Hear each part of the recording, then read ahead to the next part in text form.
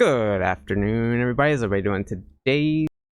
I'm going to give you a quick recap of how day one went for us, as well as give you a brief overview of the build that I chose to run, as well as my bossing strategy and what bosses I plan to kill.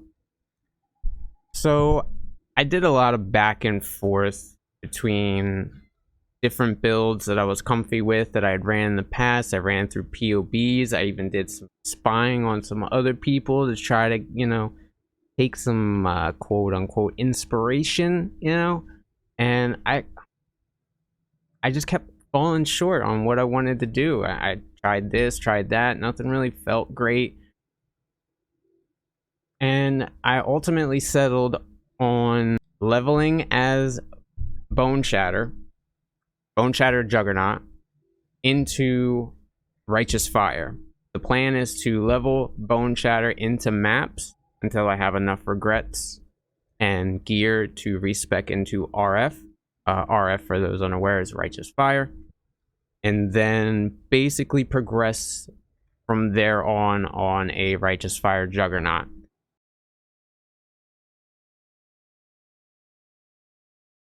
This build doesn't have the best damage, but it's very comfy for me for its extreme tankiness and defenses. It's a very safe play, and in practice it worked out okay. I was able to take down multiple point objective bosses on a 5-link with a very, very mediocre weapon.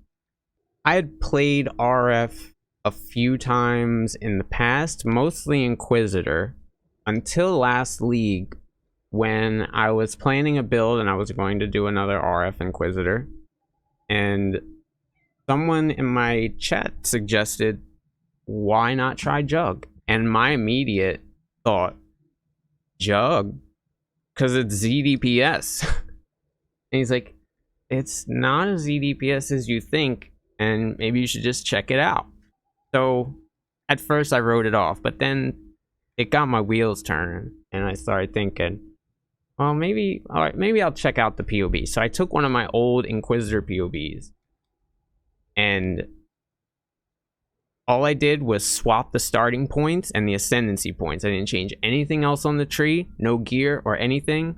I swapped them out. The damage was pretty similar, a little bit less on the Jugg, but the survivability was like way more. And I was like, maybe there is something here. And at the same time, Ox was experimenting with his Jugg RF. So I kind of, spoke with him a little bit and kind of took a little bit of inspiration from him as well, and kind of took my old Inquisitor and a few pieces from here and there and kind of created a nice little safe, not super ZDPS, but it doesn't have a ton of damage, RF Jugg that has been a pretty comfy pick for me since, about mid last league. It's what I league started this league too. At the last gauntlet, I was able to kill the most bosses thus far, and the plan is to just do a little bit better, one up that. So plan for this league is to point cap, which is 95, kill eye level 83 Mastermind, kill Itziri, Shaper, regular Elder, maybe Uber Elder, we'll see. It'll probably be like down the line, and it'll be tough on RF. Probably not Maven, maybe Cirrus. Eater of Worlds, non-quest, we can do. Searing Exarch, non-quest, we can do. The Twisted Invitation, and the 1-up I'm looking for this league is going to be either the Formed Invitation or the Hidden. I think for the build that I chose, RF, and what we're running, I believe probably the Hidden would probably be the better one, but they're both a bit RNG, and if I get one before the other, then that's the one we'll go in on.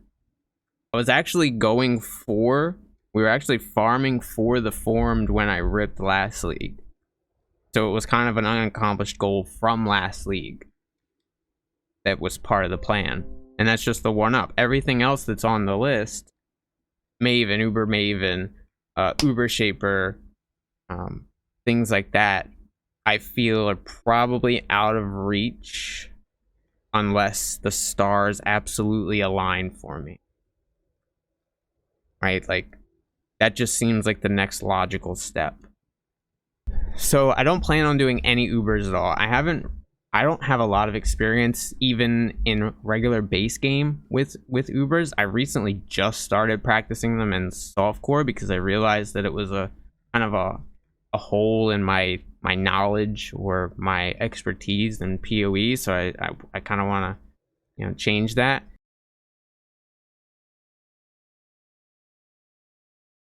The one bounty that I might go for is the obtain every vol skill. We have a couple of them now after day one. If it's possible that we can get all those, maybe we could farm some vol side areas, maybe get a 6th link in the process.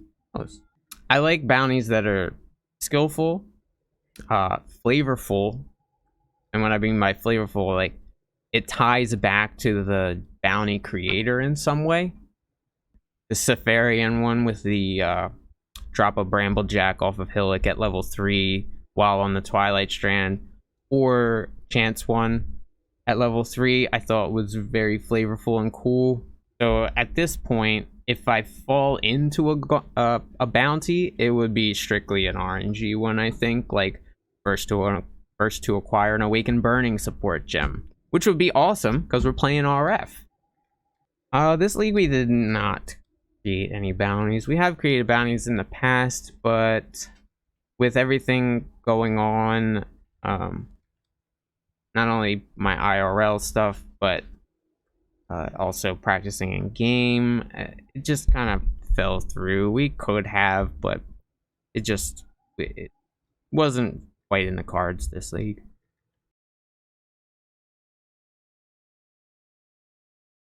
Day 2 today, we have Merciless Lab that I need to complete, and then we'll go for Act 10 Katava, and then we will be in maps. Then we can try to settle in, find a groove, start blasting maps, do that. I did drop a logbook that I think I might run before I get out of the campaign, as well as I might do a couple heists just to get like some early gear going, like just to help out just a bit. I've had some decent RNG though so far. I'm still on a 4 link though. It'd be nice to be able to, step into maps, or, at least lower tier maps with a 5 link would be kind of nice to do, and maybe a better weapon. But for the most part, today is going to be mostly a setup day, to where I need to, farm gear, farm regrets, farm gem XP, level XP, just so I can make my swap.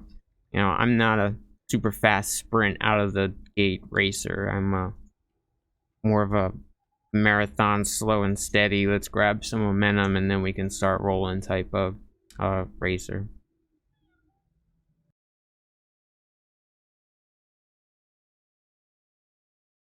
Thanks for checking out our Gauntlet highlights, everybody. Be sure to check out everybody that's running in the Gauntlet, not just us. Other smaller creators would also love to have your support. And there's a lot of racers doing a lot of cool things this Gauntlet, so be sure to keep your eyes peeled. Big shout out to obviously Zizarin, Big Sill, and the official casting event with Tai Killer, Vero, Mr. Matiki, Scrya, Kiki's, Man with Hat, all the organizers behind the scenes, Faderon, supplying us PoE racing. Without these people, we wouldn't have a Gauntlet. They deserve all the thanks and praise that they can get. Gauntlet is a short-lived event. We only have one a league, and it lasts for 10 days, so be sure to check in daily and often. That'll do it for now. My name is Deedledo. Come check us out at twitch.tv Deedledo, and we'll be happy to see you. Thank you guys so much, and I hope you guys have a great day. My name is Deedle. You guys are awesome. Thanks for hanging out. As always, see you guys all tomorrow.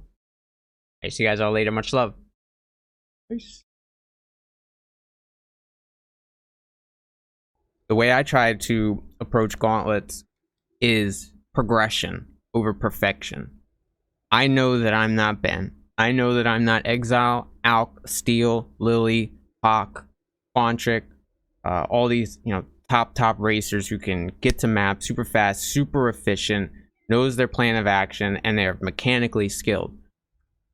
I like to think I'm a pretty good Path of Exile player and have knowledge, but those people have put in lots and lots of time and effort and practice and blood, sweat, and tears to get where they are. And I got into racing a little bit late, so I'm not quite there yet. Maybe one day.